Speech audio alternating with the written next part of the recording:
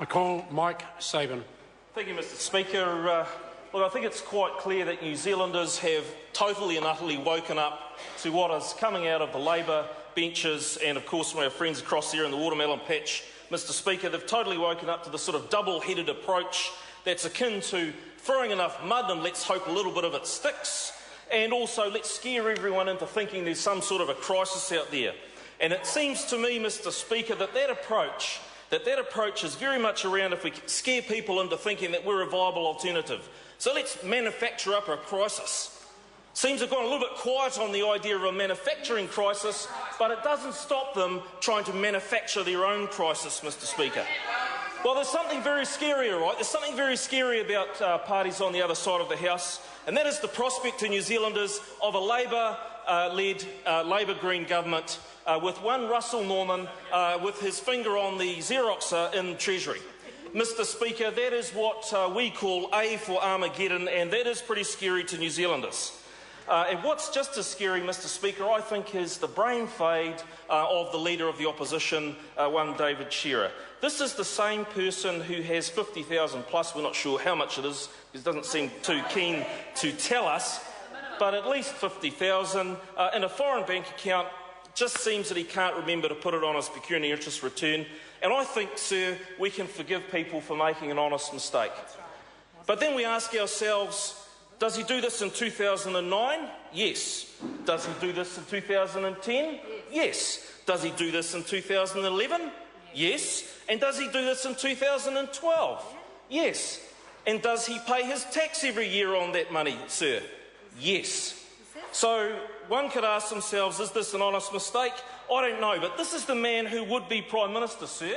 This is the man who wants his hands on the government's, on the Treasury's money. And I say to you, sir, he seems to have a problem when other members in this House have issues around memory and money, but it seems to me it's sweet as a nut when it involves him. Well, that doesn't sit too well with Kiwis, sir, and they've worked that out. Just some other inconsistencies that we might want to consider when throwing stones around a glass house, and that is that they're quite happy to promote one Honourable Shane Jones, good bloke, but the AG Auditor General didn't have too much good to say in their report. But all of a sudden, of course, the Labour Party want to take the government down when in the Auditor General's report into the Sky City casino there was some discussion about the process could have been better. But when one looks at those two reports, sir, I think it's quite evident to see where the weight of evidence lies there, but it seems what good for the goose is not necessarily good for the gander.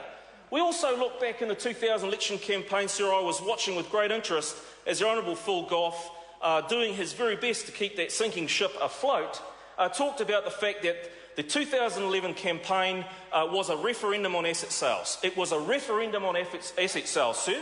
I think we'll all remember that, and I'm certainly sure that Labour Party members would remember it.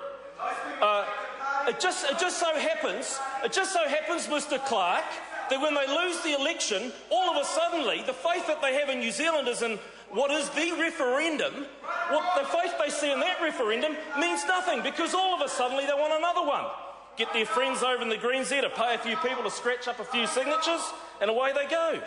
Sir, it seems to me that when we are throwing mud, sir, one must be very careful that one isn't throwing it at a fan, because it does tend to blow back in one's face. And that is what we're seeing time and time again here from a Labour Party, from a leadership that is scrambling to find its feet. Sir, if we look at the Labour Party, I think we can be quite confident that the Labour caucus have support in their leader. Absolutely confident in that. Just the same as we can see that the Labour Party caucus in Australia have great faith in their leader, Julia Gillard. There's a good reason for that, sir. And the reason is because they only stand themselves as a candidate. There's no one else running against them. Not hard to lose an election in that circumstance. I bet you Mr Shearer would hope that would happen in a general election, sir, but I can't see that happening anytime soon. Sir, I submit there is a stark difference between the national-led government and the Labour and Green benches. This is a disciplined, national-led government that is focused on what matters to Kiwis, the economy and managing the government's finance. Sir, the two-headed monster that we see on the other side of the House, they have a plan, and it's so cunning you could pin a tail on it and call it a cunliffe. Claire Curran. Thank you, Mr.